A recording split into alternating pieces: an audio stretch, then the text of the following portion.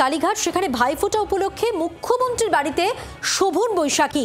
মুখ্যমন্ত্রীর বাড়িতে শাসক দলের একাধিক নেতা নেত্রীরাও রয়েছেন। সম্প্রতি এনকেডি এর চেয়ারম্যান পদে শোভন চট্টোপাধ্যায়কে আমরা জানি নিয়োগ করা হয়েছে এবং আজ ভাইফোঁটা উপলক্ষে মুখ্যমন্ত্রী মমতা বন্দ্যোপাধ্যায়ের কালীঘাটের বাড়িতে শোভন এবং বৈশাখী তারা গেছেন মুখ্যমন্ত্রীর বাড়িতে।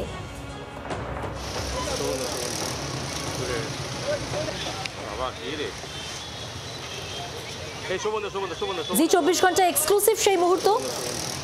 কালীঘাটে ভাইফোঁটা উপলক্ষে মুখ্যমন্ত্রী মমতা বন্দ্যোপাধ্যায়ের বাড়িতে শোভন বৈশাখী।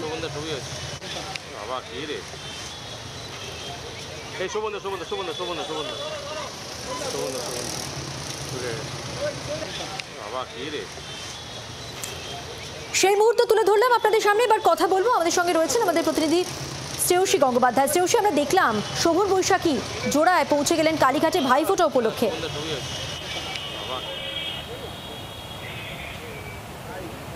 একেবারে দেখো, ভাইফোঁটার দিনে আজকে আমরা দেখেছি ইতিমধ্যেই কিন্তু অরূপ বিশ্বাস, ফিরহাদ হাকিম, সুব্রত বক্সী সহ একাধিক দলের শীর্ষস্থানীয় নেতৃত্ব তারা কিছুক্ষণ আগে এসে মুখ্যমন্ত্রীর বাড়িতে গেছেন, মুখ্যমন্ত্রীর হাতে ফোঁটা নিয়েছেন প্রত্যেকবারের মতন। এবং কিছুক্ষণ আগেই কিন্তু শোভনবাবু এবং বৈশাখী তারা দুজনেই কিন্তু ঢুকলেন, বৈশাখী বন্দ্যোপাধ্যায় এবং শোভন চট্টোপাধ্যায় তারা দুজনেই কিন্তু ভেতরে ঢুকলেন। এবং সেক্ষেত্রে ভেতরে ঢুকে এই মুহূর্তে তারা অবভিয়াসলি যেটা খুব স্পষ্ট যে ভাইফোঁটার জন্য তারা এসেছেন এবং সেক্ষেত্রে গতবারও কিন্তু তারা এসেছিলেন ভাইফোঁটার জন্য। কিন্তু সব থেকে বেশি গুরুত্বপূর্ণ হচ্ছে যে এক্ষেত্রে এবারের যে আশাটা, সেই আশাটা কিন্তু অত্যন্ত তাৎপর্যপূর্ণ।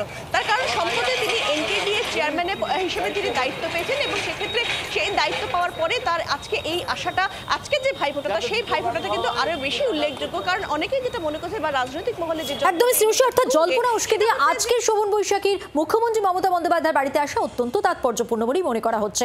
ধন্যবাদ তোমাকে। বাংলার আওয়াজ, বাঙালির আবেগ, জি 24 ঘন্টা।